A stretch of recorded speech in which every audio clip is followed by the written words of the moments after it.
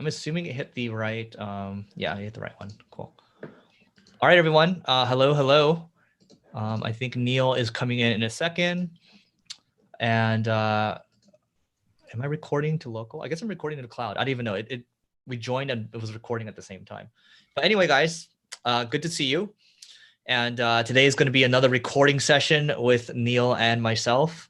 And we're going to do a couple podcasts. And then what we're going to do is if you ask questions and we pick your question, we're actually going to add your face and your audio so we can see you and you can actually ask your question. Noah's going to pick you. Noah is going to be the moderator, our awesome moderator. Noah's been, battling. He's been battling and now he's back. He's nice and healthy. So right. Q&A section will be great because you can upvote. So you can upvote up or down, and then we can kind of pick from there. Let's see. Neil is not in yet. Hello, Anand. Hello, Braden. Hello, Francisco. Hello, Max. Hello, Tracy.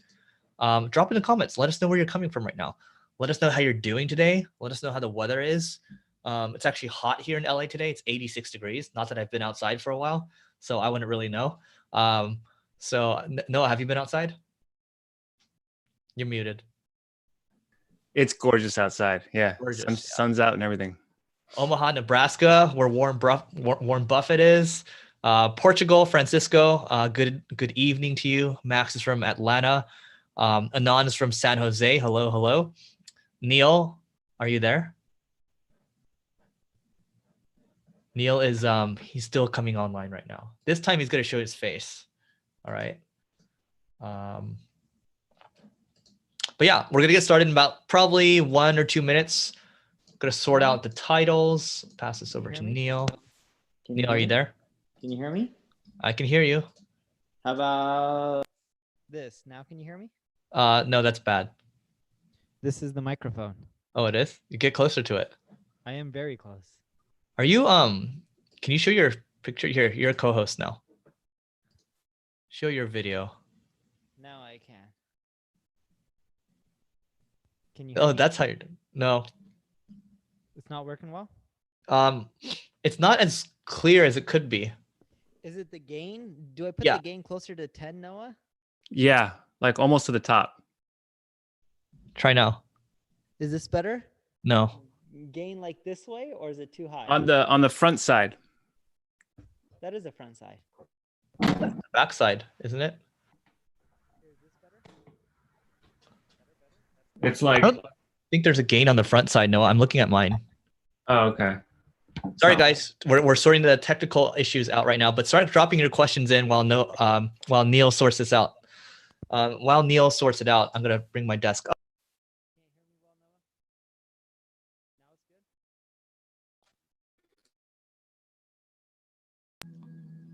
Can't even hear him now. Why did you thumbs up? How your mic is gone, Neil? Is this better? Yeah, keep going. Keep going. Testing, testing. Keep going. Testing, testing. Way better. This is good now? That's great. Yeah.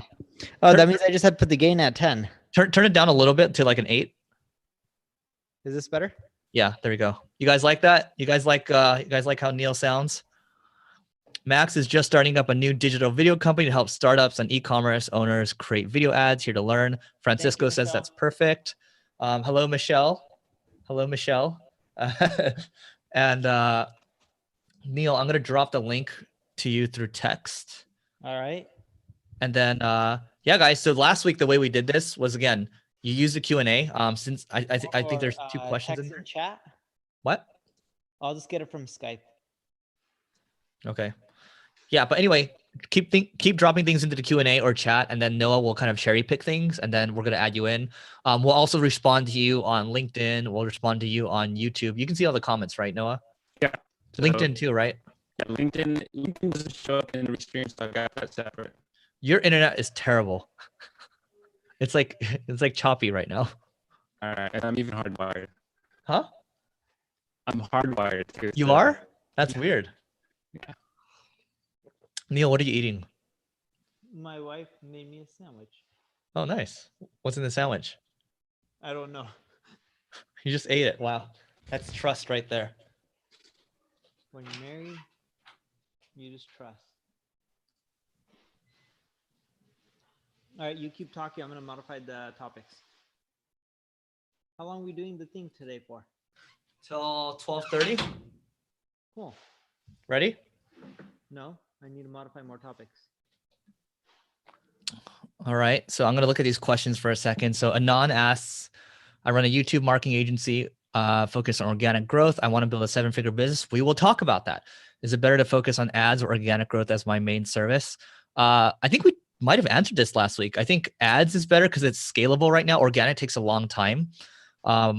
Braden, what marketing skills should I be learning during these times? Copywriting, by far, copywriting. That's what I would say. If I'm going to give you a blanket answer, copywriting. Go to increase.academy. They've got a really good copywriting course. That guy's super smart. Sean Vossler. He's written ads for some of the big course people out there. Anonymous attendee. Why would you come to this thing anonymous? Why are you anonymous? What's the best way to learn Google display ads remarketing in my free time to eventually reduce reliance on agency support? I would go to adskills.com. Obviously, you can take the Google and the Facebook certifications, but adskills.com is pretty good. And then Rick Mulready, I believe, has a course on Facebook ads as well. So I guess that's answered. All right, we got some. Now we got can some. start. All right, guys, we are officially starting. And here we go. You can actually see Neil with his mic too. This is great. Yeah. Don't you love my office setup? You have a desk. I'm like on a couch. Yeah. Who's talking right now? Is that you, Noah? No, it's definitely the mic. Neil's mic is plugged into the No, your internet is terrible. We can't even hear you right now. All right, I'm going to mute. Wait, but you wanted to say something. Do you want to type it in chat? Oh, well, we're going to get started. Here we go. Can you hear me fine? Yep. You sound good. We can't see your face though. All right, go for it. All right, here we go. Oh, I got to stop the recording here. Let me stop this recording. Stop recording. And then let me start this recording. Record to the computer. Remind me, Neil, if you don't see recording from my side, that means we're not recording. But anyway, here we go. Welcome to another episode of Marketing School. I'm Eric Sue. And I'm Neil Patel. And today we are going to talk about the #1 paid ads campaign we have run and why you should copy it. You want me to go first? Right. You're smiling. I'll go first. Go for it. So I remember back in the day, this was my Treehouse days when I was working. This was an online education company. I gambled the entire company. So this is 54 people's livelihoods. I gambled the entire company on YouTube advertising. So well, before you get started, you're making it sound really bad. Eric didn't gamble it and being like, I'm just going to run an experiment. And if people have to get fired, they have to get fired. It was a very calculated risk.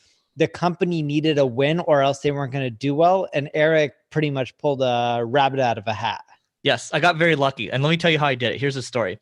So I was 25 years old and I joined the company. Within a month, I got promoted to running the marketing team, had no management experience, right? And the guy before me basically quit because he was unhappy that I got promoted. And so I took a look at his campaigns and we were basically running a lot on Google. And what I saw was that I was like, whoa. There was a period of time where we were running YouTube ads and it was actually the cost per acquisition was actually very good. It was actually half of what we were aiming for. And at the time, we only had 5 months of cash left in the bank. And my directive was to figure it out or else I'm going to be let go in the next month, right? Even though I was brand new to the company. So I was like, okay, to me, I was putting all my chips on one thing. And I bet the chips on YouTube advertising, and that ended up working out because originally we were acquiring about probably 1,000 new users a month.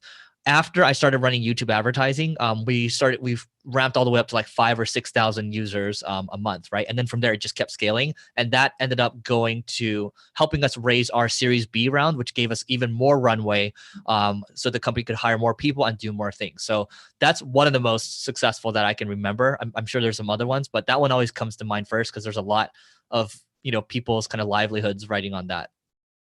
Yeah, but every time you tell that story, you make it sound so bad because you're just like, yeah, I did a gamble and I I could, a lot of people could have lost their jobs because of me. It was more so the company was running out of money, and Yeah. you didn't take a gamble on YouTube. You were testing a lot of channels, and I'm not trying to knock Eric. It's actually a better story, but he puts it in such a negative light. He was testing many channels. He was seeing results on YouTube, and then you scaled it up and just went through it and spent as much money as you can. Because I remember at that time, it was ROI positive, and you're just like, how much money can I end up spending? But you're doing small little tests. And because they had amazing video production and a studio and everything like that, you're just like, wait, this is working. Let me have these guys create better videos, better scripts, and just blow this and scale it out as much as possible.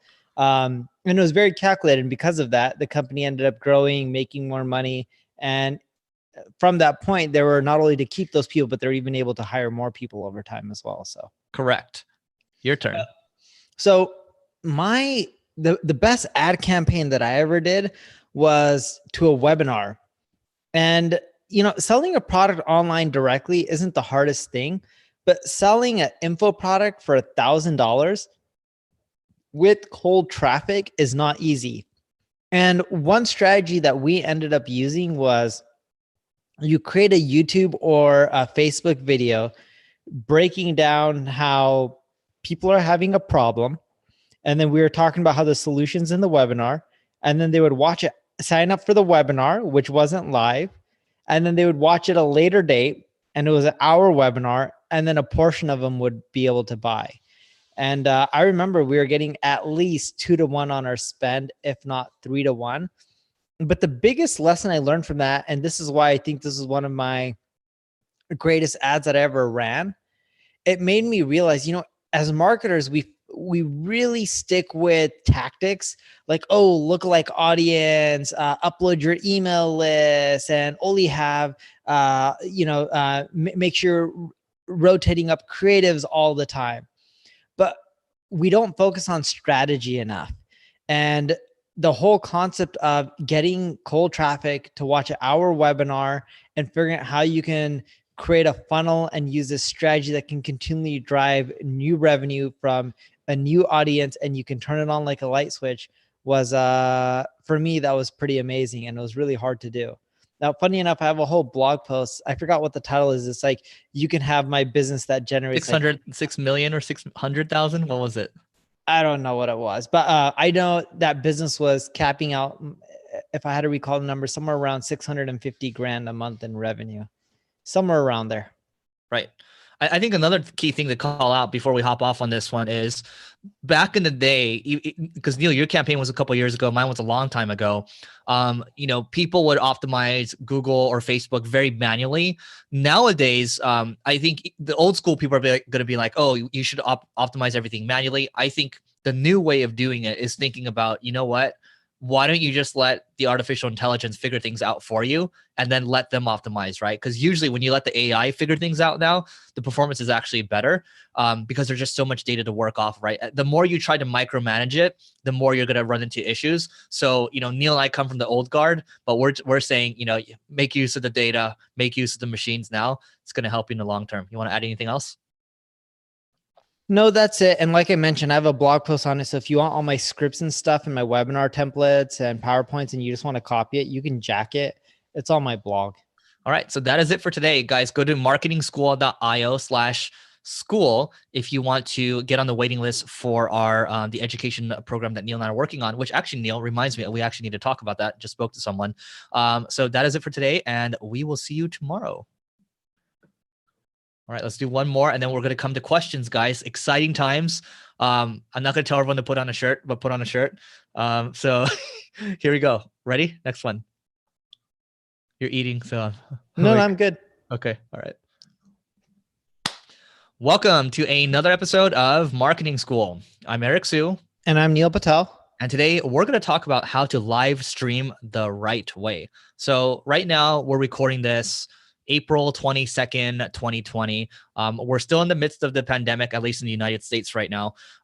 So we've been streaming a lot, not only us, but like a lot of other people have been streaming. The Gary V's of the world, a lot of people are live streaming. So Neil and I wanted to share a couple tactics on kind of what we're doing right now in terms of how we're live streaming, and also past tactics that have worked for us too. Neil? But first, before we get into that, with our podcast episodes, when we record them, we do live streaming, and Noah, who we graciously has spared some of his time to help us out, and he's recovering from the virus as well. So thank you, Noah, for helping us out, and hopefully your recovery is getting better every week as we talk. We're not just streaming on LinkedIn. We're streaming in quite a few places. Where are we streaming, Eric? I was gonna drink my tea. We're drinking. Or we're streaming. We're streaming on LinkedIn. We're streaming on YouTube. We're streaming to my Facebook personal, and then our marketing school group, and also another Facebook page. Cool. So we're streaming in quite a few places. Eric and Noah know much more of the technology setup than I do, because I'll be quite frank, the only time I live stream is when someone on my team tells me to click a button and I just talk. Even my microphone setup and stuff like that. Noah and Eric did everything for me. I'm not the most technologically savvy person. I think Eric would agree with that. Yaniv, one of our mutual friends, got me a new iPhone because my iPhone was literally, I think, like 4 years old or something. But the point I'm trying to make is, if you're going to stream, you can stream on all the channels at once, and you can repurpose the content. Now, some people may end up telling you that, oh, Twitter prefers this content, Instagram prefers this type of content. The reality is you don't have time to manually stream to each and every single channel individually. So you're better off just doing a simulcast to all of the channels all at once. It's convenient. It saves you time. You get a bigger bang for the buck. Sure, you would do better off if you live stream just on Instagram, and then you do LinkedIn, and then you do, each of the channels separately. But it's a lot of work. And from everything that I've tested, you get a bigger bang for the buck if you just go live on all of them at once. Even though it's not fine-tuned for each channel, you still get way more impressions, way more views, way more ROI for the time that is being spent. Yep. So I'll go into kind of the practical things you can do with this. So we use Restream. It's restream.io. It's something that Noah found, and it's been great. And the beauty of Restream as well is that we combine it with Zoom. So right now we're recording from Zoom, and we're recording the podcast, but at the same time we're streaming it. We're using Zoom as a method to push out to all the other channels. And Restream allows you to do it. It's not that difficult to do. What I would say then, if Neil and I we're recording for about an hour and a half right now, we can actually chop up a lot of this content and then put memes over it too if we want, like the kind of captions over things, and then we can put it on Instagram TV as well. It helps us make the most of what we're doing. If you're like just starting out, you can use repurpose.io. I think it's fairly cheap to use. But that's how you get started. I think it's thinking about, hey, you know what? It's okay to suck in the beginning. You're going to get better over time, and that's okay. Like, you're going to get better. Go ahead. The other thing that you need to know is, when everyone's trying to live stream, they're like, I need to have the perfect setup. I need to have my living room or my desk or office looking amazing. Look at Neil's setup right now. Yeah, I was gonna say, like, look at me. I got some food there that my wife gave me. I'm sitting on a couch. My baby's sleeping in the other room, one of the rooms over there. I can't turn it too far because my microphone's connected. But like, it is what it is, and this is like, look at Eric, right? He has a bike in the background. I like the other background as well. My computer is not as doesn't have enough CPU or RAM or whatever for Zoom to let me do the custom backgrounds. But like I said, it is what it is, and something's better than nothing. Everyone tries to be perfect when you don't need to. Exactly. So guys, better to get started. Even if you start on one channel first, great. You can definitely use the channels that we mentioned later. So go to marketingschool.io/school if you want to learn about the education program Neil and I are putting together. Free to get on the waiting list, the interest list, and we will see you tomorrow. God, I came so close to just ending the meeting. Holy crap. Wait, did you record that one or no? Yeah, it was recorded. I just turned the recording off. So Noah, let's get one. Yeah, you stop my video. Yeah, let me make you. No, I'm gonna make you host now. Oh, I can't make you host because that's gonna take the streaming away. Yeah, I think this is fine. And then, so we've got one question from Rachel Bell. She's got a B2C and B2B company. For B2C, can you talk about SEO for Amazon or Amazon ads? Okay, so I'm gonna reread the question again. So Rachel asked, I have a B2B and B2C. I have B2B and B2C arms of my business. For B2C products, can you talk a little bit about SEO for Amazon/Amazon ads? Have you done a lot of Amazon stuff?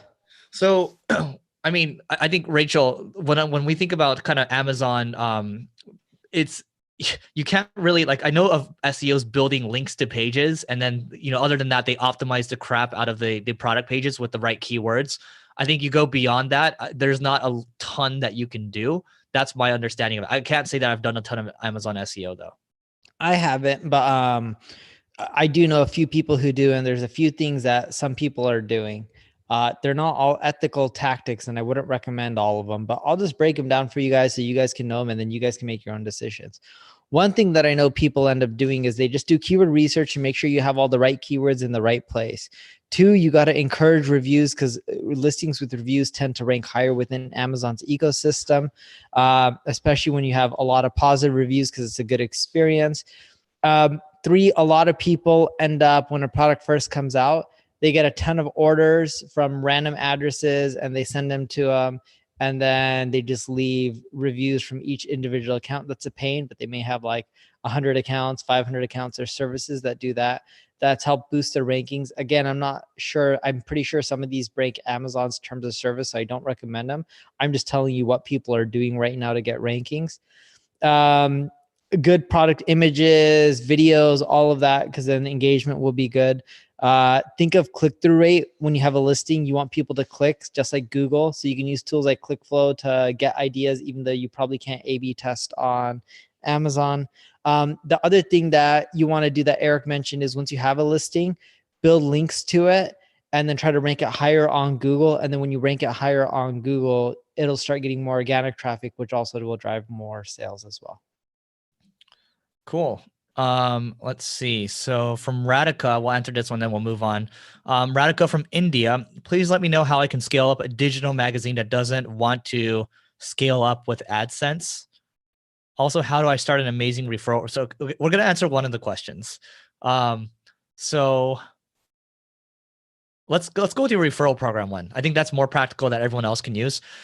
So with the referral program, what I would say is there's a lot of affiliate options out there. So what you want to do when it comes to affiliate, the key thing is you want to make sure you have your tracking down for both parties to look at. There needs to be one single source of truth, because if there's no source of truth that both sides can kind of confidently look at, you basically have no trust, right? You need to make sure that you have trust first. So if you're looking to build out that referral program, there's a ton of tools out there.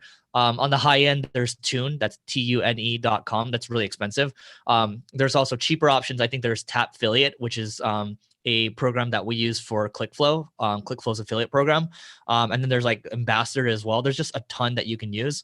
And then I think if you wanted to do a referral program for like a magazine or an info product, you can take a look at ClickBank. There's other options. Neil? You pretty much nailed them all. I've used Tune out of all of them. Tune's my favorite one, but the problem with Tune is also the most expensive. Yep. Cool. All right. So we are going to move on to the next podcast. Isn't Tune also has offers? I know they changed the name. I don't know if they changed it back to has offers. I don't know. I think they stuck with the rebrand. Tune has offers. Got it. Double check. Yeah, it's still Tune. All right. We are on to the next one. So 5/18 today is 22.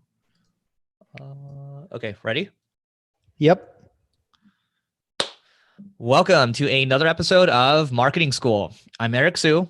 And I'm Neil Patel. And today we are going to talk about how to go from total newbie to SEO expert in record time.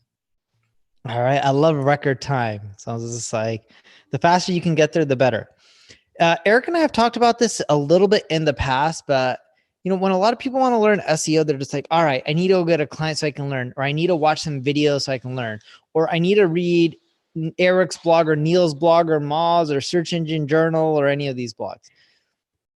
Now, none of those approaches are wrong. Even going to conferences, that's not necessarily a wrong approach, but you're not going to learn how to be an SEO expert in record time unless you're practicing on your own website. The quickest way is pop up a WordPress site. If you don't know how to do that, go to wpbeginner.com. I think it's .com, right? Or .net. Yeah. .com. And Syed will teach you how to start a WordPress blog. It's really simple. He has a step-by-step tutorial, get it up and running. And then from there, you can read the blogs, watch the videos, go to the events, but implement everything you're learning on your own website. You don't really need to do the in-person stuff. More so just go online, get the tactics and tutorials, and just start testing and implementing it. And then you'll see, oh, I made this change. This did this for me and it grew my traffic. Oh, I made this change. It tanked my rankings and it didn't do well. Oh, I made this change. Nothing happened after 30 days of making that change. By just experimenting and trying out, you'll figure out what's working and what's not. Now, that doesn't mean you're going to be an SEO expert right away and you're going to know how to do SEO really well on all types of sites, because every site has their own problem. But you're going to pick up the skills the fastest by doing, and start off with your own website. And then once you get good, you can do it on other people's websites. Yeah, I'm just going to share a couple of stories. Back when I first started learning SEO, I basically built a couple of WordPress websites. And back in the day, I used to go to a lot of music festivals. This is like when I was like 23 or so. So I really like the light shows at the music festivals, right? So I was like, man, I'm going to make a website, and it's going to be called lightshowvideos.com. I was like, oh my God, the exact match domain is available. I'm going to be able to get it, right? And then my friend was like trying to just make me feel better. She's like, I think it's going to be big. I was like, yeah, I think it's going to be big too. Right. So what happened was I made a lot of the mistakes. I think this is the key thing. I would my biggest mistake was I was targeting one keyword and trying to build the entire quote unquote business around it. You don't want to do that. In fact, what you want to do is you want to focus on who your potential customers are and serve a broader audience instead of just saying light show videos. And then for me, I just took other people's content, I just reposted it, and I hired writers for like, $5 to $10 an article. And then I would basically get those articles written, and then I would do kind of gray hat stuff where I would spin the article. And then I got my #1 ranking, right? I learned how to get a #1 ranking, but I learned from that experience that you can't just focus something on a keyword that has low volume, and you can't put an entire business around one keyword, right? So that was a big lesson that I learned. And then I tried to build another website called howtogetridofpimples.net. And I was focusing on a keyword again. And, I learned from that one where I basically had a lot of low quality articles. I had crappy designs. I tried to go cheap. My traffic shot up to like 10,000 visitors a day, which is great for like a beginner, right? I was like, oh my God, I made it. Google algorithm hit me in like a day, slapped my site down. And so from that, I learned another thing, right? So kind of to Neil's point, you have to take a licking, because it doesn't matter what Neil and I teach you here or whatever you read. If you don't learn and you get closer to the experience yourself, you're not going to be able to get good. And then the other thing that Eric mentioned that I want you guys to all pay attention to is he did how to get rid of pimples.net. And then he also did light show something. Light show videos. Light show videos. He had keyword rich domain names. Right now, you want to focus on branding. So when you're doing SEO and you're trying out your own website, don't pick a keyword rich domain name. Like Eric now has single grain, ClickFlow. ClickFlow doesn't have really too many keywords in there. Like, yeah, there's click, but that's not really a keyword that he's going after. And nor is single grain, right? Like a lot of people think single grain is related to malt liquor or something like that. You're telling me malt whiskey. There you go. So the point I'm trying to make is keyword rich domain names aren't good for branding. When you want a credit card, you don't go to creditcards.com, or when you want a car, you don't go to cars.com.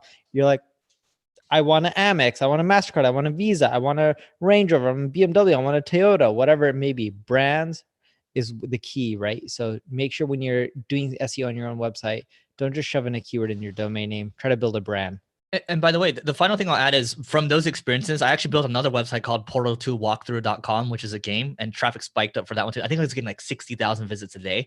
But the key thing is this: after those 3 experiences, I was able to leverage me as a newbie. I think in like 6 months, I was able to get a full-time job doing SEO. And a year after, or maybe 6 months after that, I became an SEO strategist for a company that gets like hundreds of millions of visits, right, per year.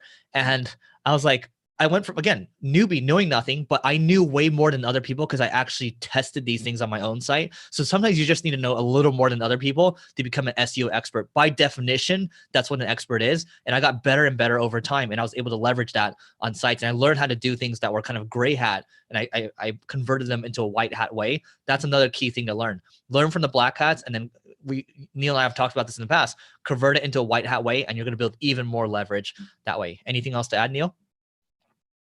Cool.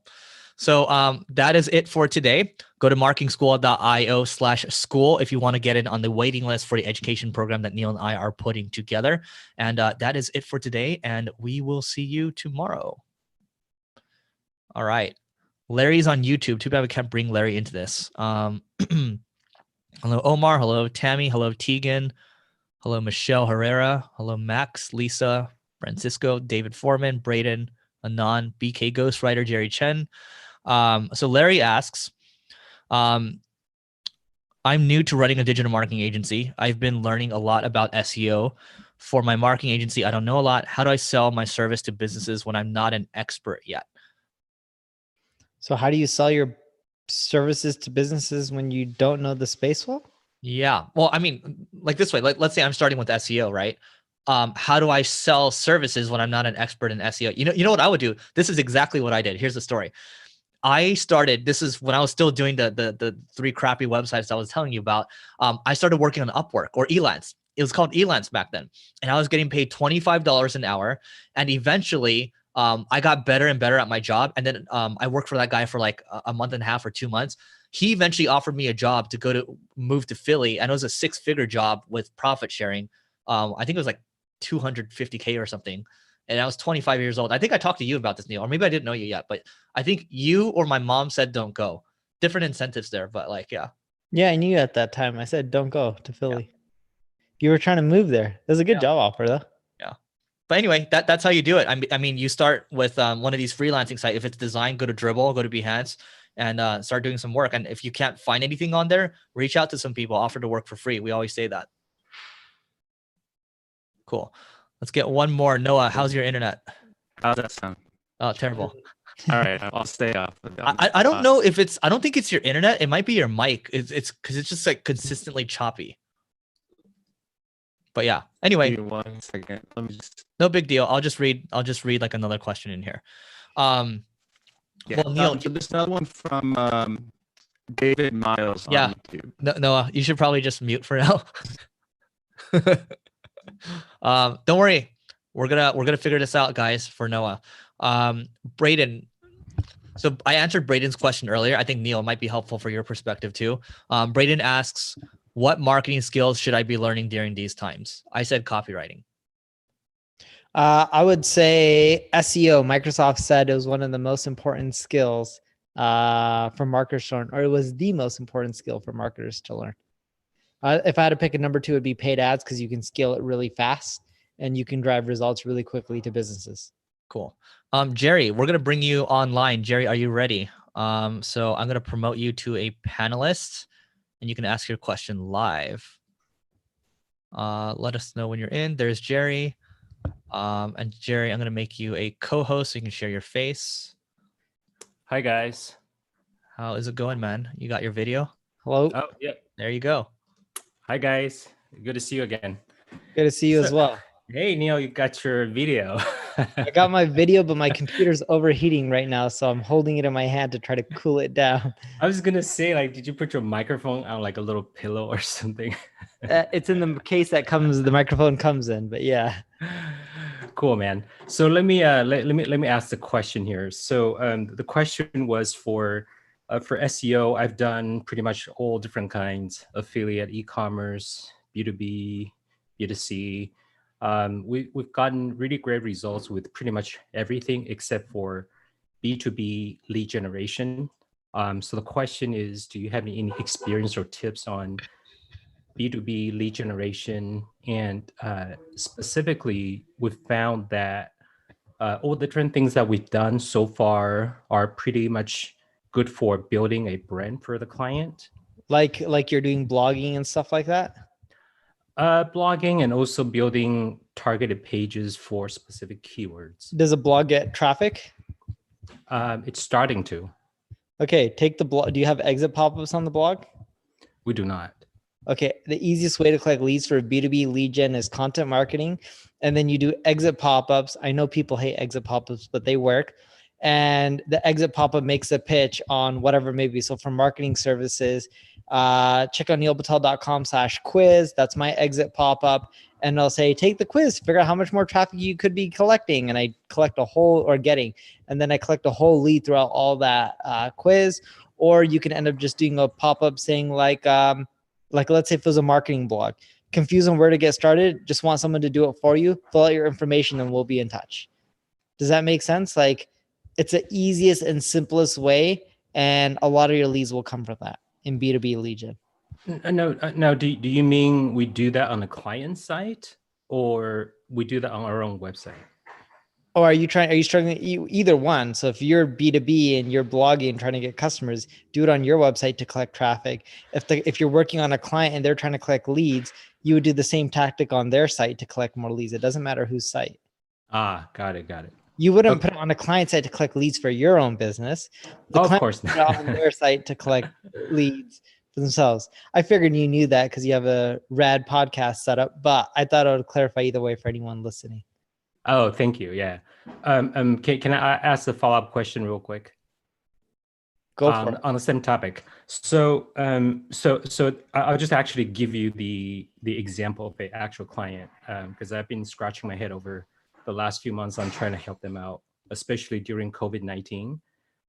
So what they do is they do third-party administration for the gig economy space, right? They do all the processing of paperwork. They're basically like an outsourced HR department for big companies like Amazon, Walmart, that kind of stuff. So they cut all the contracts. They hire delivery drivers and stuff like that. I guess the challenge with what we're trying to do is that, like, in this economy, when we try to recruit bigger clients, we can do LinkedIn, we can do a bunch of other stuff. But when it comes to SEO, we designed a content marketing strategy for sure. It's getting traffic. So I'm going to implement the pop-up, exit pop-up stuff that you were talking about. But the follow-up question with all that set up is that from your past experience, perhaps, besides pop-ups, do you feel that content marketing is enough to build that trust for bigger companies to pick up the phone to call you or give up their information to try to give you give you their information as an inbound lead? Neil, why don't we just give a breakdown on it? Because if you give a break, I mean, the answer is yes, right? Because if I think about our breakdown, 50% of our leads are from SEO, 15% from podcast, 35% from networking and speaking. I don't know how it is for you, Neil. Yeah, almost all of ours are from SEO, and we get a lot of enterprise companies where we're doing RFPs in the millions of dollars. Doesn't mean we make millions of dollars in profit by any means, right? Sadly. Sure, but that's the contract. Doesn't mean we always get them, because sometimes we don't pitch and win, and there's other people who can pitch better than us, and sometimes we're able to do a pitch better, or sometimes we're not in budget, or sometimes we don't have the requirements. Like, there was an RFP that's going around right now. It's in the $200+ million range. I don't have 30 offices around the world, so I'm like, I'm not going to win it no matter what, right? But the power of content marketing, you get involved in some of those things. Got it. Thank you so much. Thanks, Jerry. Maybe we'll bring you back. Keep asking. So I think I fixed my audio, by the way. Did you? Does that sound better? Look at that. Way better. You fixed All right, it. cool. There we go. Our video guy Noah, our audio guy Noah, fixed his audio. Yeah. When I was showing off my mic to Neil, I unplugged something. So. Oh, see that. There you go. So Neil, the next topic that looks like we kind of already did that. Should we flip it? Oh yeah, you're right. Here.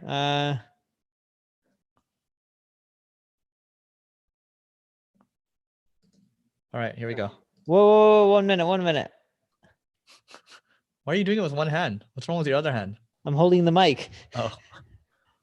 And then I have to hold my computer in a bit because I'm getting like all these overheating messages. How to... Let's see. Keep the questions coming, guys. Noah is back in play, so Noah's going to be adding you in. And then, no, I think what you can do is you can make them panelists, I believe, and then I can just promote them. I think. If not, just let me know. I can do that. Yeah. Uh, There you go. So let's see if I can get Brandon. right now, we're gonna do 2 more or 3 more. Well, I think we'll do 3 and then we'll come back to questions. So Okay. YouTube, LinkedIn, wherever, keep coming up with the questions and then we will get to them. Ready? Ready, Neil? Yeah, I'm ready. Welcome to another episode of Marketing School. I'm Eric Sue. And I'm Neil Patel. And today we're going to talk about how to send Seinfeld emails. But first and foremost, Neil, what does that even mean? What are Seinfeld emails? So Seinfeld emails are a series of emails, and I could be getting this wrong. We call them soap opera emails. Oh, they're different. They're different? Yeah. Go for it. Then you said Okay. explain what Seinfeld. I'll go with emails Seinfeld are. emails, and then we'll talk about soap opera emails as well. The soap opera sequence. So Seinfeld emails, I've actually never seen an episode of Seinfeld. Have you, Neil? Yeah, I've seen them, almost all of them. And what do they talk about during Seinfeld? Bullshit. Yeah, exactly. They talk about nothing. So Seinfeld emails is a bunch of nothing, right? It could be one email. It could be a series of emails. But here's an example. I remember a couple years ago, I had this hiring course, which we still have, on how to hire A players. And I was sitting on an American Airlines flight. By the way, I do not like American Airlines. Like, this is why I'm a Delta guy. So I wrote this entire message like, oh my God, this is why, like, there's customer support issues with this airline, blah, blah, blah. And then at the very end, I'm like, by the way, this is why you should book a call with us, right? So the whole idea is you write the story, you get people locked in, and you kind of relate it to whatever your offer is. And then you're able to just write these Seinfeld emails every single day, because every day there's something going on and you can just talk about something that's on your mind, or you can just talk about nothing. And then at the very end, you just tie it in with whatever your offer is. This came from, God, what's his name? Bingo email players, Ben Settle. Definitely recommend reading Ben Settle stuff, really good stuff on kind of email copy. But that's what a Seinfeld email is. And you decide, it's your discretion if you want to send it, the frequency. Is it daily? Is it weekly? Whatever it is exactly, I can tell you, whenever I've sent Seinfeld emails, they've actually converted pretty well. See, I don't send them, and I don't like sending them, because if I'm going to end up sending emails, the more emails you end up sending, you're going to get more unsubscribes, and you're going to get less people opening up your emails over time. It's just natural. And when that happens, your deliverability goes down unless you scrub your list. And, Ryan Dice always taught me years ago that you can just add a PS at the end of your email and try to get some extra sales from that. And all that's true. But what I like doing is having a story and narrative related to either education, and then in that education it sells, or just selling straight. That way I'm not drowning people's inbox. And then when I'm sending an email, I'm generating the most amount of revenue I can from that email. I know that's simple and cliche, but it works. Like, I got 30+% open rates on my email, and my click rates, in many cases can be upwards of 6-7%. Most cases they're actually like 4 or 5% for click rate. Yeah, and just to be clear, I think you definitely don't want to spam your audience. I think Ben Settle sends every day. You typically don't want to send every day. I mean, probably like a week, maybe. At least I think that's probably how Neil and I are. I mean, Neil, I think you email out like 2 or 3 times a week. Is that correct? Correct. Yeah, I average around 3 a week. Yeah, you don't want to hit them too hard, to Neil's point, right? And we've talked about in the past about, making sure that you scrub your list, keeping the list quality high and everything, the hygiene. But I mean, this is how you do Seinfeld emails. I think you can even add in the soap opera sequence right here if you want. Yeah, so soap opera sequence is, just imagine a soap opera. You're taking through people ups and downs, an emotional roller coaster, and they're really engaged with your show. And that's why people keep watching one episode to another. So when you're writing emails, I like taking people through emotional roller coasters. And the reason being is, 1, it makes you more relatable. 2, they get really hooked in, because who doesn't love a good story? And 3, we've seen more conversions from it. Now, when you're using the soap opera sequence and you're trying to use emotions and take people to that roller coaster, you don't talk about nothing. It has to be related to whatever product or service that you're selling. Like, I may break down talking about my journey as an entrepreneur, and how I went through all these ups and downs and how I struggled, but eventually I got to where I was. And I wish I knew what I knew now, because if I did that, I wouldn't have to go through all the ups and downs. And if you want to save time and not go through all the ups and downs like I did, you can end up buying this course that I'll sell for $997 that'll teach you how to succeed in the shortest amount of period of time.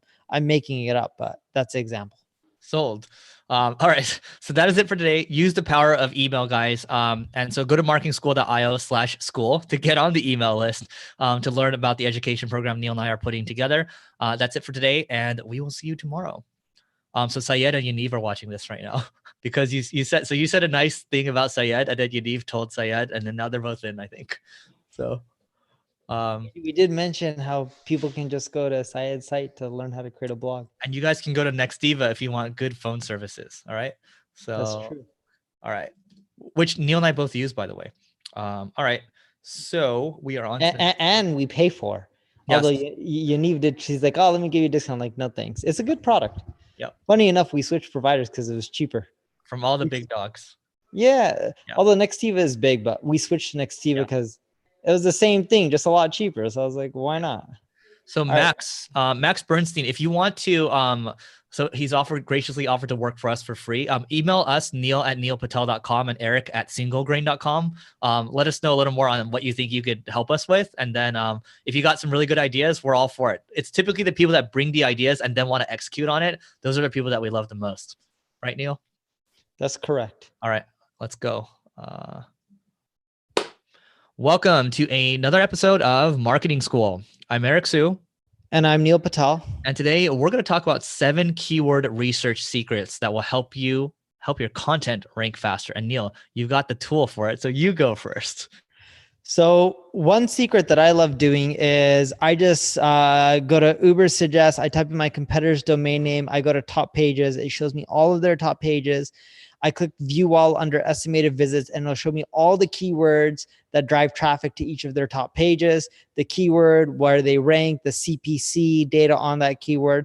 And then I go to their page that gets a ton of traffic, and I go and I try to replicate and create something better than them using the skyscraper technique, and try to outrank them over time. All right. On my end, this is number 2. I like using the keyword difficulty tool. There's a keyword difficulty tool. I believe you have one for Uber Suggest, right? Yeah, we call it SEO difficulty, but yeah, we also have pay difficulty, but same thing. Cool. So SEO difficulty, whatever tool you decide to use for this, I like looking at the difficulty. Sometimes I don't like getting this granular, but just based on kind of my past habits, I will look at the keyword difficulty, and I'll generally look at the SERPs, because when you use a keyword difficulty tool, you can see the top 10 results. You can see how many links are going to the top result, and then you basically have a good idea for how competitive that SERP is, and if you should even bother trying to compete for that right now.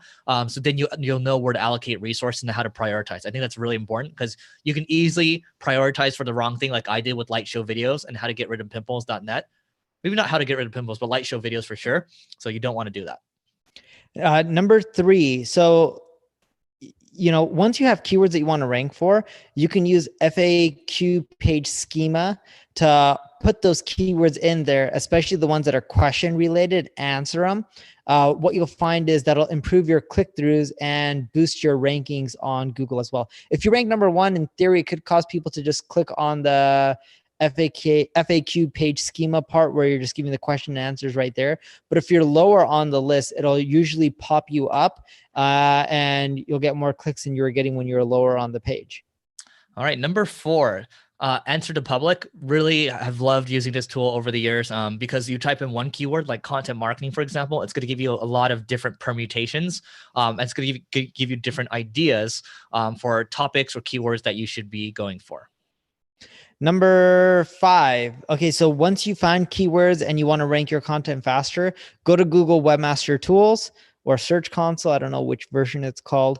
And then I always mess those up, but go to Google Webmaster Tools, add in your URL again in that search bar once you go to your website profile, and click to re-index it, because then they'll crawl it faster and then you'll get your rankings faster. Versus a lot of people that I know, they update their content, they're like, man, did it impact my rankings? Did it impact? And I'm like, dude, they didn't even pick up the changes yet, right? So send it to Webmaster Tools, so then that way you can get them to crawl right away and get it updated. So that way you can see if it helps within a few days or a week versus waiting, a few weeks just for them to recrawl the page. Yep. Number 6, Keyword Explorer. So I know Ahrefs has a Keyword Explorer, and the great thing about this tool is it's going to tell you keywords that are kind of up and coming.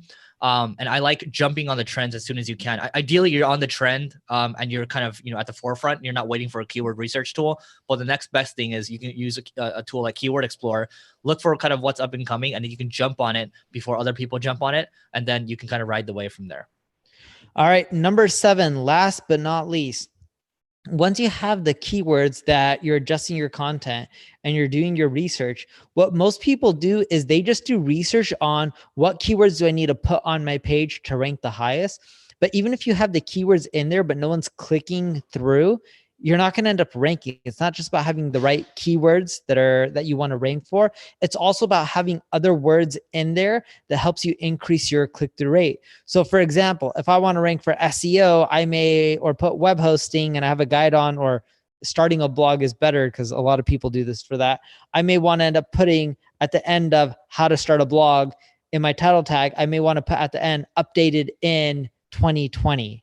Right? So that way people know it's up to date. So even if you have the keyword you want to rank for, adding in other terms that make your listing stand out, like updated in 2020, will allow you to get more clicks, which allows you to rank better. And Eric, you probably have quite a few more that you can give the audience of examples of where they can add into their title tag that'll help increase the clicks from your ClickFlow data.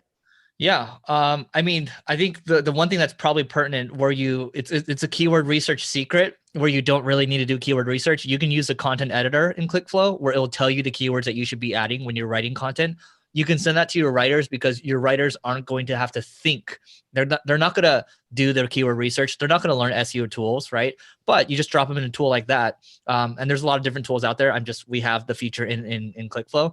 So you can go and pick that one up. It's called a content editor. But what about for people who want to increase their click-through, right? Because if I want to rank for how to start a blog and I put that keyword in there, it doesn't necessarily mean I'm going to rank for it. Even if I build links, I have to have a high click-through rate. So what are some of the other words or phrases that increase your clicks? Like adding the year always works, right? Yeah. What else works? Well, I mean, the data I can give around the year, it's typically a 50 to 200% increase in CTR. And I think, that's the one that we can call it the most that's been consistent. And I think shorter works too, right? You have something on length, the shorter it is. Yep, shorter is higher click-through rate. There's a whole post on this. Is it Backlinko has it? He took your data, right? Or you you go to Backlinko, just type in Backlinko ClickFlow, and you'll be able to find that the results. I think it was analysis of 5 million results or something. I don't know. Yeah. Cool. Anyway, that's it for today. Go to marketingschool.io/school if you want to get on the waiting list for the education program Neil and I are doing. And that being said, we will see you tomorrow.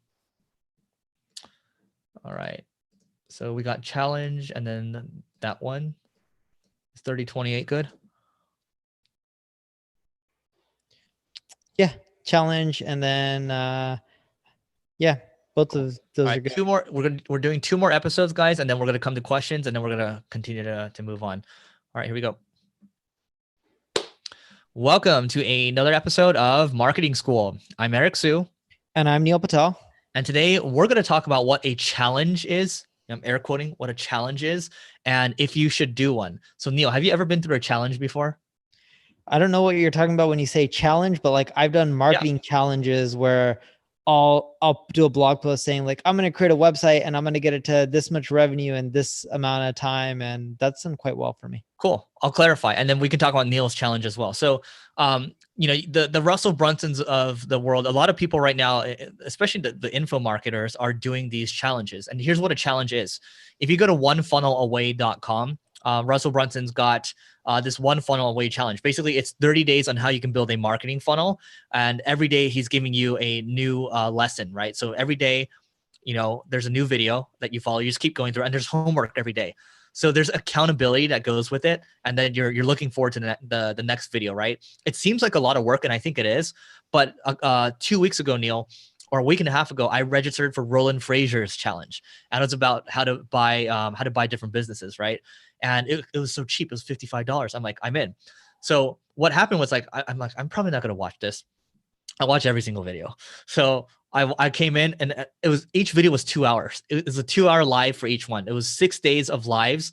And it got me so engaged till the end that buying the upsell was like, I automatically just took out my credit card and I did it because it was that easy, because the relationship, the value that was given to me was so great already. And I was like, and then the upsell was like such a no-brainer. The offer was so good. The way the challenge was set up was good. You had moderators, and there's daily content. There's like homework as well. The accountability, the daily pace, and the fact that I paid $55 and I became a customer, and then I was upsold. That proved to me that challenges work well. A lot of marketers talk about it all the time. Neil, I don't think you've done one before. I don't think I've done one, but I certainly am looking at potentially doing one in the future because of how effective it was. Yeah. The only thing I've done, and I called it a challenge, was the 100K challenge. Anyone can start a business that generates 100K in revenue in less than 12 months. And what I ended up doing was I said, I'll start a business. I let the audience pick. It was on nutrition. And I went through the whole process and I blogged about it each and every single month, broke down exactly what was done and how people can replicate and do it on their own as well. Yeah. And by the way, I'm actually, I'm having Roland Frazier on the Leveling Up podcast tomorrow, and we're going live like this. So if you guys want to learn about that, I'm going to ask him about it as well. But I would recommend go to onefunnelaway.com or onefunnelawaychallenge.com. Look at how it's set up and just understand that if you're trying to sell probably like information or educational type of stuff, that if you're able to indoctrinate people and take them through a sequence where you build a relationship with them and give them so much value and then give them an offer that's such a no-brainer.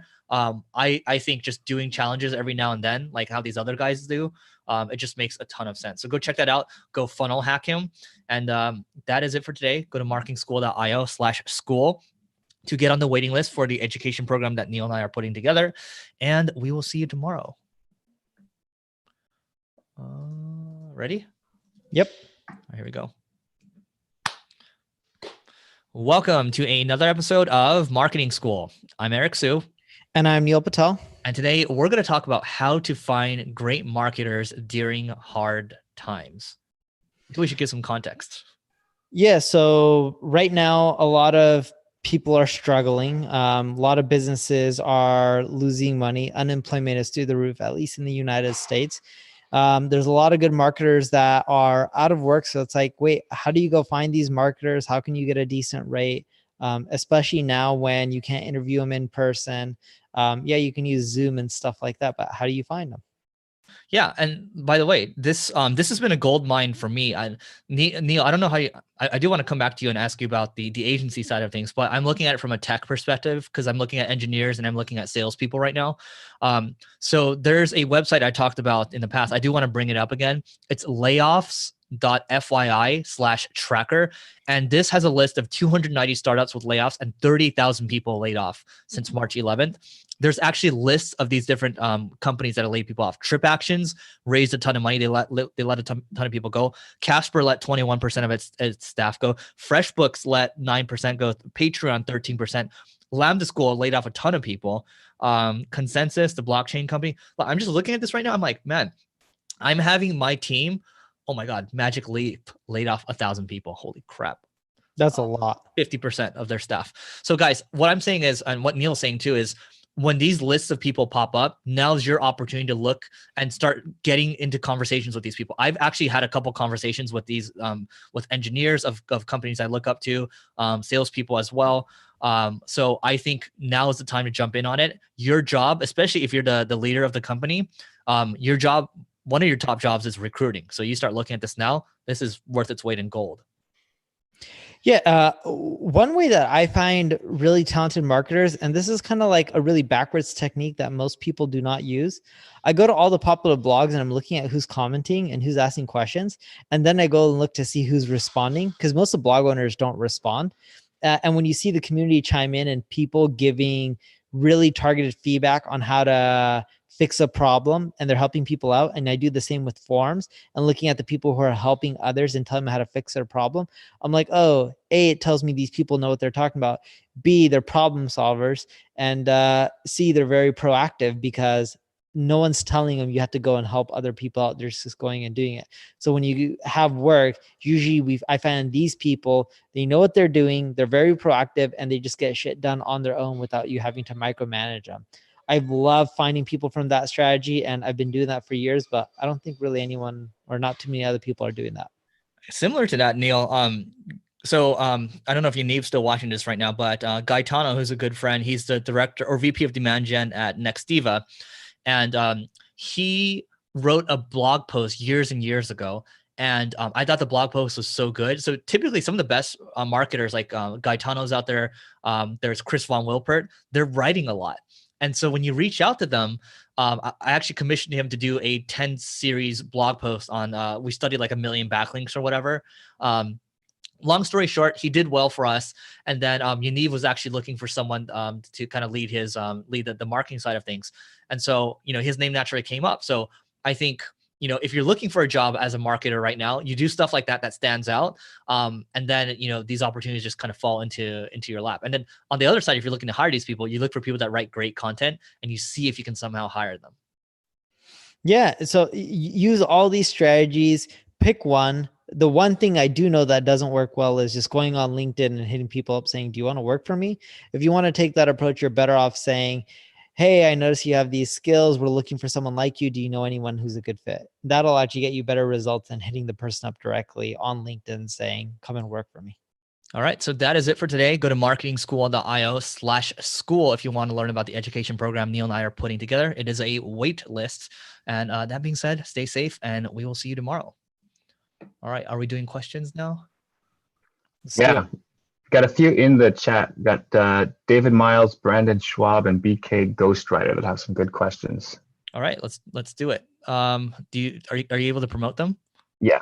Let's start with David Miles. Promote to panelist. Okay. David is promoted. I don't see him yet. David Miles, and now I'm going to upgrade you, David, to a co-host so you can show your video.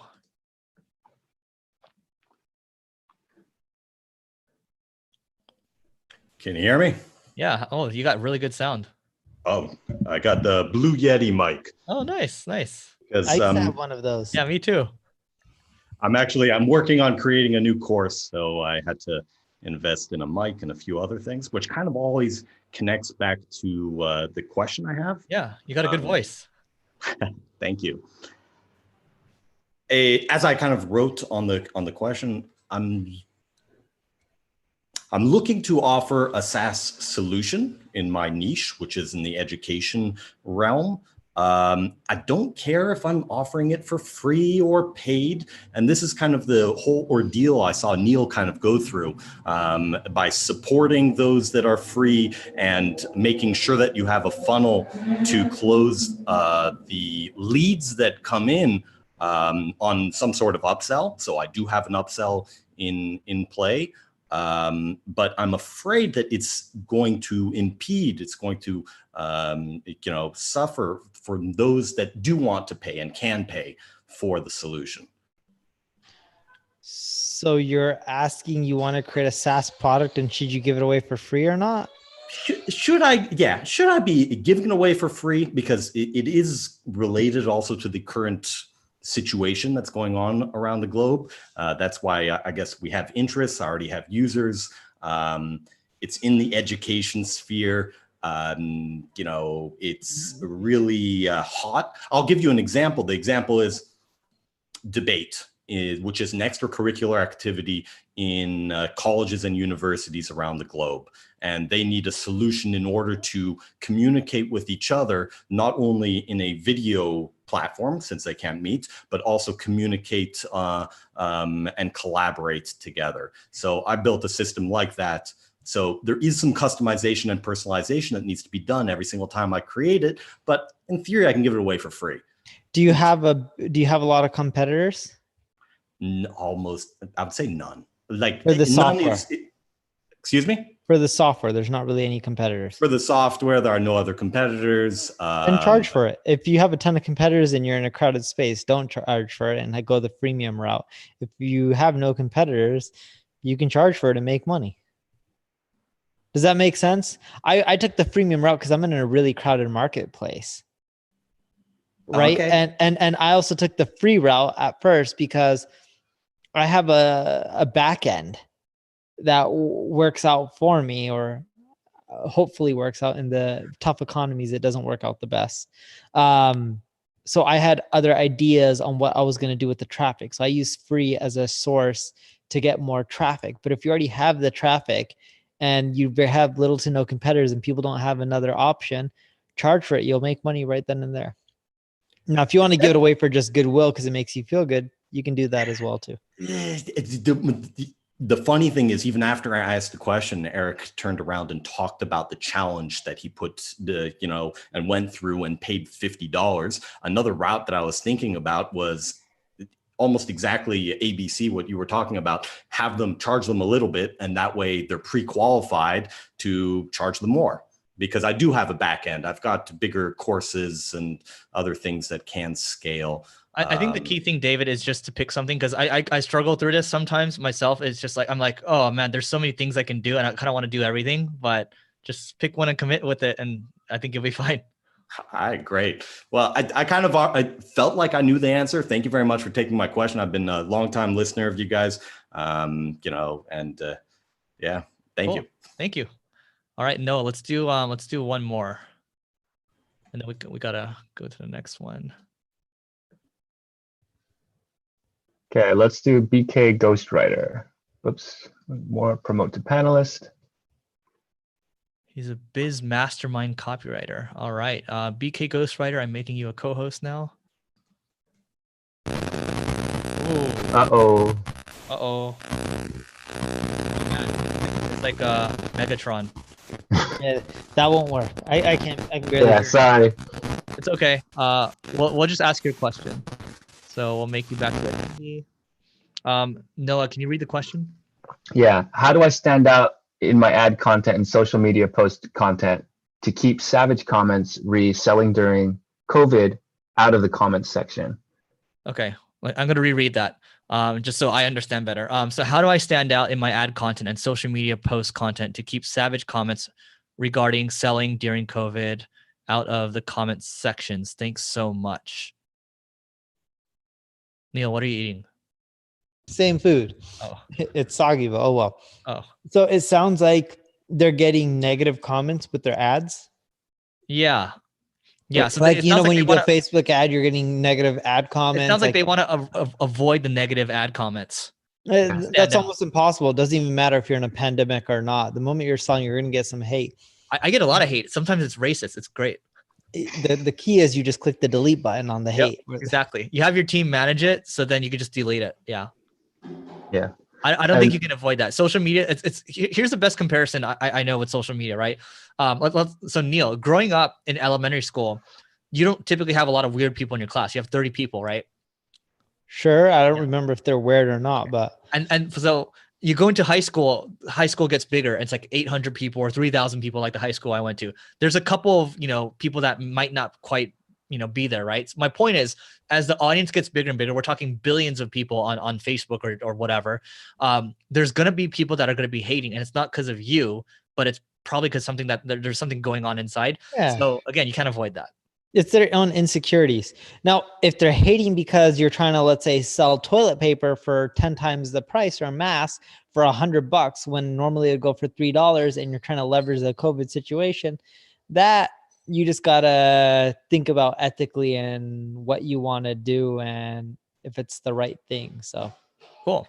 All right, thank you for that one, guys. Keep asking your questions. Neil and I are gonna do a couple more episodes. We're gonna end at 12:30, but go ahead and upvote because there's a ton of questions in here. So the questions that you like. If you don't like the questions, add your own questions. And then how are the comments going for the other social channels, Noah? Good. I've got a lot of questions that I'm stocking up here. So okay. Yeah, we may have to. I can give them to you. You can answer them another time. Give us like a basic one right now, like a quick one that you think is going to be fast. Let's see. Okay, I'll tell you what. We're going to go with the next two podcast episodes, and then queue them up for us. Got it. Sound good? Cool. Here we go. Welcome to another episode of Marketing School. I'm Eric Sue. And I'm Neil Patel. And today we're going to talk about how to 10x your headline success rate. So what was a quote from David Ogilvy, Neil? I don't know what the quote is in 80 cents of your dollar is spent on the headline. There you go. Right. So you got to write good headlines. And by the way, like when we do these podcast episodes, what will happen is myself, my team will put in a bunch of ideas, and then Neil will layer on his ideas as well. But the key thing is we're working on writing great headlines. We think headlines that you're going to click, and that's worked out well for us, right? But I think we want to give you some practical tips on what you can do with being consistent with your headline. And one of the things I love doing when it comes to headline writing is I love making swipe files. What does that mean? So Facebook, I might find an ad that catches my attention. I'll save it in Facebook. You can actually save it and then save it to a collection. Mine's called ads that I like. Instagram, I also save it, ads that I like. I'm just screenshotting and I'm finding the things that stop me in my tracks. And then what I'm trying to do there is I'm trying to take the template of what they have. So maybe the headline is, 5 simple ways to grow your Instagram to 1 billion followers or something like that, right? That's a template. And then you can take that template, modify it to whatever you're offering. But the whole idea here is you have a swipe library of ads or headlines that have stopped you in your tracks. And you're just trying to modify the template there. And then you're trying to test these different headlines. That's an easy way to go about doing it. Yeah. So Eric, when we started this podcast, mentioned the David Ogilvy quote. A stat for you guys who are listening, and it's somewhat similar, but real numbers: 8 out of 10 people will read your headline, but only 2 out of 10 will read the rest of your content. In other words, if your headline is appealing, you're going to get way more people reading your content. Most people don't. Hence, most people stop once they read the headline. They don't continue going forward. The biggest thing that I like doing, see, most people, when they think about headlines, they think of keywords when it comes to SEO, or they think about clickbait. I like evoking curiosity, because evoking curiosity, I don't really consider that clickbait. It's more so it gets people really engaged and hooked, and it keeps the follow through. So more people read your content or take action, read your landing page, potentially even buy from you. So when I mean by evoking curiosity, let's say I have an article on the benefits of green tea. I may end up putting like the 7 benefits of green tea. Number 6 will shock you. And I'll put number 6 will shock you in parentheses, right? And I would only use that if number 6 is really amazing and most people don't know about it and it truly does benefit them. Because if it doesn't and it's not that great, then you're just using clickbait. And I find out that everything that I've done when it comes to evoking curiosity has generated the most amount of clicks and the most amount of engagement than anything else. The hardest part is figuring out where people are super curious that they'll want to engage and read. Cool. So I'm going to add on to the swipe file, the swipe library I was talking about earlier. So if you guys want some sites that you can go to look at ads and create your swipe library, you can go to swiped.co. That includes a lot of long form sales letters, old school stuff too. Facebook ad library, that's free to use. You can check out what's going on there. AdBeat, that's ADBEAT. There's a free version of it, or a free trial, I believe, where you can see different Google display ads. And then land-book.com, you can see different landing pages. So you want to start building that swipe library right now. And then to Neil's point, you want to be evoking curiosity. Sometimes, depends on the space that you're in, especially B2B. People like numbers, people like proprietary, kind of case studies that you can share. So just keep that in mind as well. Neil? The other thing that you want to do with your headlines too is when you write them, go to like 5 or 6 people and try to get their attention. One of the best strategies that I've seen someone do, this was John Moreau, and I'm probably butchering his last name, but what John used to do is go to a group of drunk people and read off his headlines. The one that got their engagement and, strike the conversation up and they wanted to continue talking, that's the one that he knew was a winner. It's a little bit out there to do that strategy, and it's a little bit of work, but it's a smart approach, because like if you're going into a room of people who don't want to pay attention to you and you can say something that grabs their attention, you're onto something. All right. So that is it for today. There's a couple practical things you can do there to 10x your headline success rate.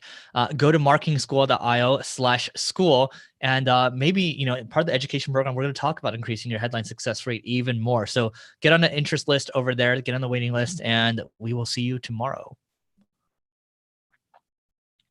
By the way, there's a bunch of marketing agency people in here. I'm actually, as of this week, I've opened up my calendar. You can go to singlegrain.com/call, that's CALL, fill out an application, and then those agency owners, happy to have a chat with you on helping you grow. Anyway, so done. And then we're on to the next one. Here we go.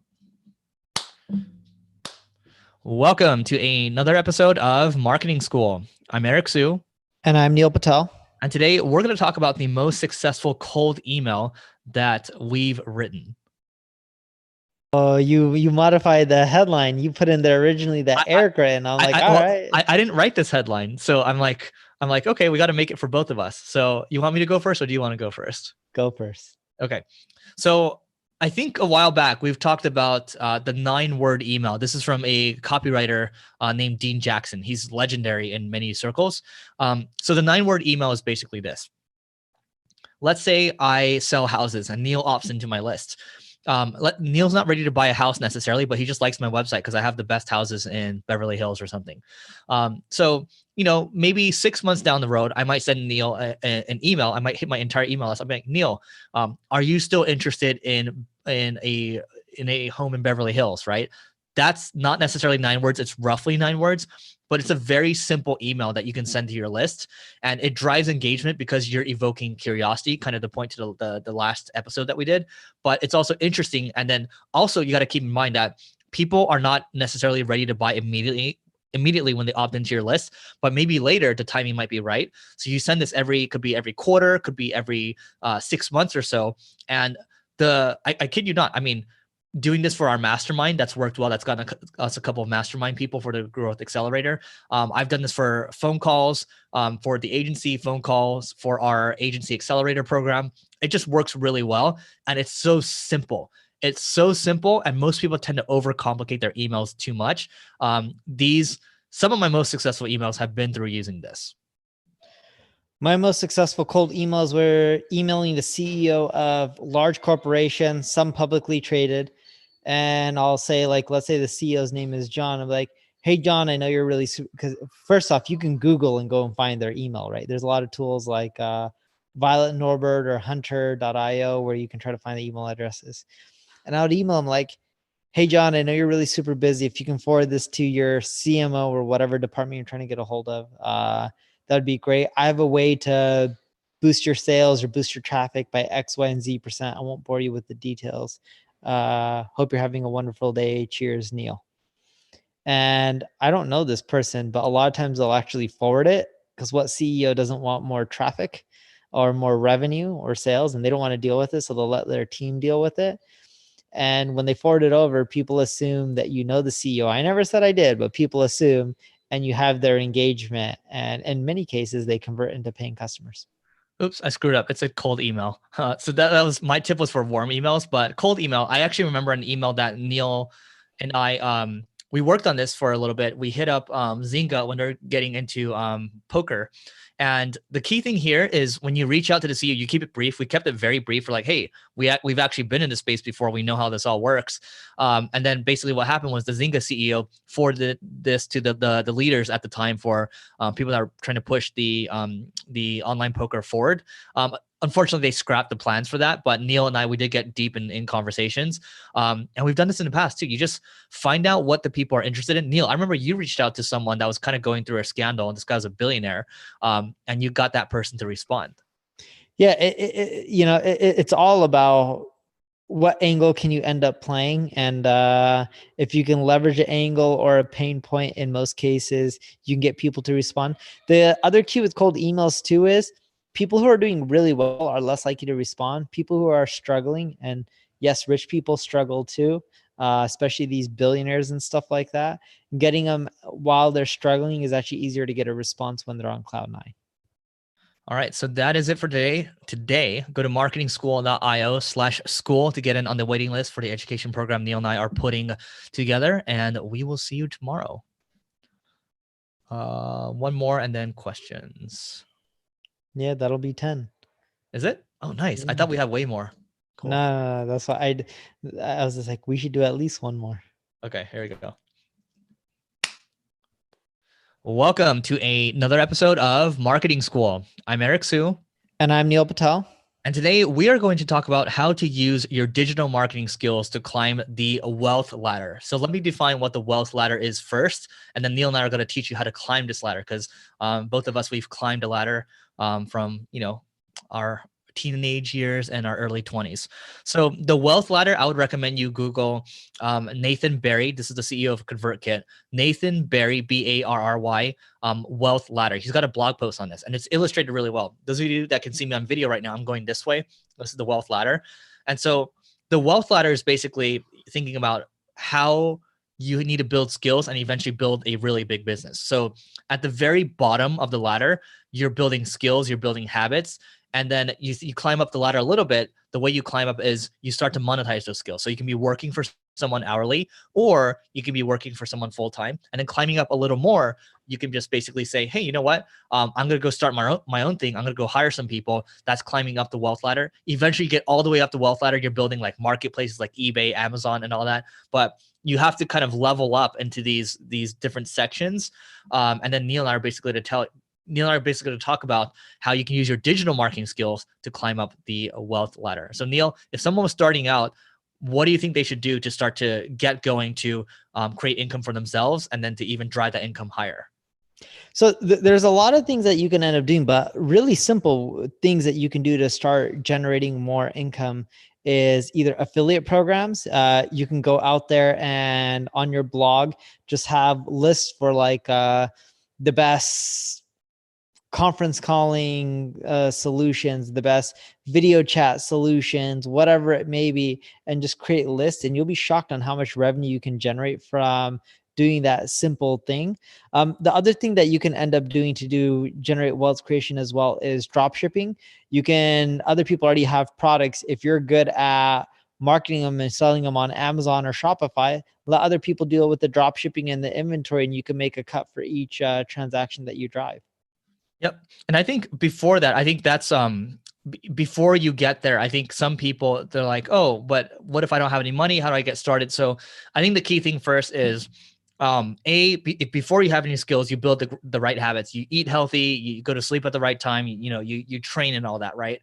And you're continually getting better by learning. Now, what happens is you start to pick up this digital marketing skill. Maybe you're listening to Marketing School, but you pick up this digital marketing skill and you start to work for someone. And then you realize at a certain point, you're like, oh, you know what? I can, especially if I'm doing, I don't know, a service that's really in demand, it's scalable. Maybe I can do like paid media for someone else. I start to do contract work, right? Then I'm making a little more money. Or you can work for someone, save some money, and then you can start your drop shipping thing, or you can start your affiliate thing. Because what happens in the beginning is you need some runway to get going. And then from there, you can take that runway, build it into drop shipping, affiliate, and then you can build that into maybe a SaaS product, or build like you no longer need to do drop shipping anymore. You can carry inventory for your e-commerce thing. You get stronger and stronger and stronger. And then, by the way, it's okay. If you want to stop at drop shipping, you want to stop at that level, that's totally fine. But if you want to continue to climb up, you at least know that you have a path forward. There's a lot of options in front of you. You can build SaaS, you can build marketplaces, you can just keep going and going and going. Yeah, the other thing too is, look, when you're trying to climb this ladder, most people are looking to get there from really quickly.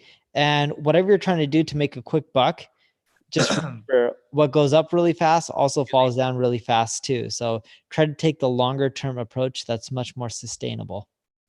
Cool. So that is it for today. And before we go to marketingschool.io/school to learn about the education program that Neil and I are putting together. Get on the wait list, and we will see you tomorrow. All right, let's do some questions for 7 minutes. Cool. There's a lot of them. This is from YouTube. There's Jared Russell. He's a freelance developer that does not know much about marketing. What are the best resources he can use to learn more about branding and marketing? You can read online. YouTube is a great approach. You're already on YouTube. You can go and learn about marketing and branding there. There's also the 22 Immutable Laws of Marketing. It's a book. It's either 22 or 21. 22. So check that out. That's a great book when it comes to marketing and branding as well. Cool. Eric, this is a good one for you. We were talking about Dream 100 the other day. This is from Snoops on YouTube. He works at a small marketing agency. Right now, what's up? No, I just said Snoop's dog, but anyway, keep going. Oh, Snoop's dog. Yeah, Snoop's dog. Feels like our CEO doesn't have a list of top 100 customers or accounts. How can I have this conversation with my founder? He's saying his CEO does not have the top 100, correct? Correct. Okay, so what I would do, I'm pretty sure Neil will do the same thing here. So basically, you make the list of the top 100, and you say, "Hey, look, here's the list. How can I go out and reach out to these people for you?" Guess what? You are on the fast wealth ladder now. Like for sure, he's gonna put you at the top. You come up with the idea and you do it for him. Guaranteed, you're gonna be way ahead of other people. Other people can't even think like that. Yeah, don't wait for other people to give you approval when it comes to helping them out. Now, if it's big decisions, of course, get their approval. But if you're working for someone, what's the worst that can happen? You come up with the top 100 and they don't care for it and they throw it away and they ignore you. Cool, sounds good. You wasted some of your time. And then you quit. You quit because that guy doesn't take your ideas. That means he's not open. Like, you know. Well, you should, at least right now, you may not want to quit because it's tough. But in the future, you know, you can keep your eyes open or your option. Cool. I've got a couple technical questions from Jaya. What's your opinion on expired or premium domains regarding EAT if you purchase it? What's EAT? Google's algorithm. Oh. They don't work that well. They used to work much better. Save your money. Let's see. And then Justin Doyle in the Zoom room, if you wanted to come on, we can. If not, but he asked, if you only had 4 hours a day to work on SEO or marketing, what would you focus on? What's the 80-20 here? It depends on where you're at. Like if you ask Neil and I right now, it's honestly doing this. This probably builds the most leverage if I think about it, because it pushes to Spotify, it pushes to iTunes, and just all over the place, right? And then plus we're pushing to our channels on social as well. So this is like we just sit here for an hour and a half and then we just go. But I think if I were starting out, I would honestly, I think I still might go with podcasts because it's not nearly as competitive as blogging. Because we talked about this in the past. There's only over 1 billion websites in the world. There's around 700,000 podcasts in the world. So from a content creation standpoint, that's what I would do. Talking about marketing, and I'm just trying to keep it simple. But Neil? Yeah, it varies for every single person because someone may have a ton of backlinks and they won't need to do any backlinks, or someone may have a ton of video views and they're not leveraging their audience to rank organically and capture their own audience and not be reliant on a platform, right? Like or a social network like a Facebook or a YouTube. But again, like Eric mentioned, it depends on where you are and every person is different. Dude, I mean, if you have some cash right now, Justin, you can give us the cash, or you can go buy websites. Go not even just buy websites, because you now know that, especially during a time period like this, you can actually get some pretty good deals on sites. You can buy some Facebook groups. It's just, again, it depends on where your audience is hanging out, but you can probably buy some of these as time goes on for pennies on the dollar. Awesome. Another very short question. Without backlinks, what's the best way to rank a page? This is from LinkedIn, Will Neckens Jr. Spike up your brand queries. Brand queries do wonders for you. It's hard to get brand queries and a ton of them. So whatever it may be, whether you follow the rule of 7 and get everyone to see you, or whether you're doing crazy viral videos so that way everyone knows your brand. But in general, branding and brand queries spikes rankings really fast, even if you don't have a lot of backlinks. Cool. One more follow-up question from Jaya. Does using social sharing plugin like Discus increase page load speed, or should we use theme provided social sharing plugin? It definitely doesn't increase your page speed. Probably slows it down. All right, cool. Okay, and then I've got something from Carl Demers. He's from the Facebook group. When should I expect video in a blog post, Google to be able to crawl its content and rank with what is said inside of the video? Do you guys have any idea for that? I could take that. So, I mean, in the past, historically, we've tried posting, we would go to Rev and then we would get the transcript and we would post the transcript right below the video. It would do basically nothing for us. I think even for Marketing School for a couple of years, we were doing that. It didn't help us get any traffic at all. And even when we use it on a decent domain authority site like singlegrain.com, it doesn't really do much for us. So if you're going to do something like that, what I would recommend is sure, get the transcript, but have a writer actually write something, maybe, long form, and like actually make it very bloggish, conversational. conversational, and then you should probably have an easier time doing that. But just the transcript, just the captions alone, that's not going to really get you far. Great. Scott Colnut from the Zoom just put a really long question, but he said out of these questions, the one he wants to hear the most is, what have been the podcasting tactics that stand out as helping you continuously level up the Marketing School podcast?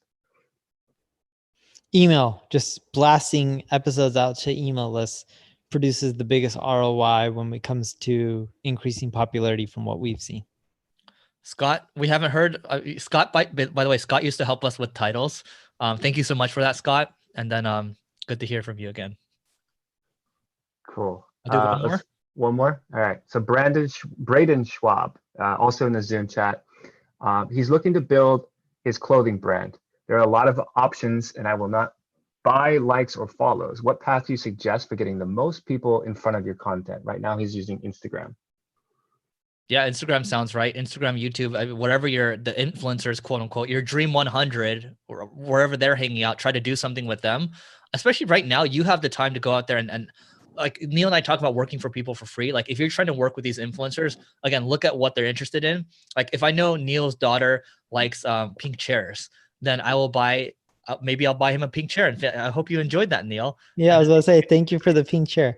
Yeah. Honestly speaking, I don't enjoy it because it's too small for me to sit on, but I'm pretty sure my daughter does. Does she sit on it? She does. Nice. All right, we'll do one more. Okay. Let's see. Max Bernstein. He's got a video site and he's looking to get more.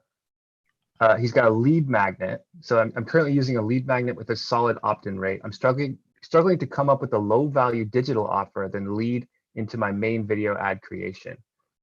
He's looking at some other examples, but nothing stands out. Any suggestions for a low value offer digital product? Like, okay, what I would say is, take your main product. I'm assuming this is courses, splinter it, right? This is from Digital Marketer, but let's say in my my agency program, I have something around pricing and packaging. Maybe I'll take that module out and I'll charge like $20 for it, or $50, or even $1. And then that can be your kind of front end offer to kind of get people's foot in the door.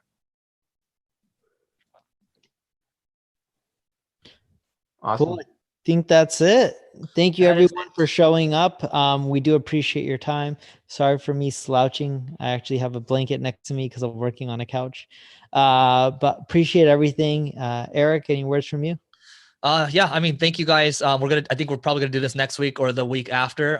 Thank you guys for staying through it. Thank you for the questions. Really helps us. And yeah, we will see you all later. Goodbye.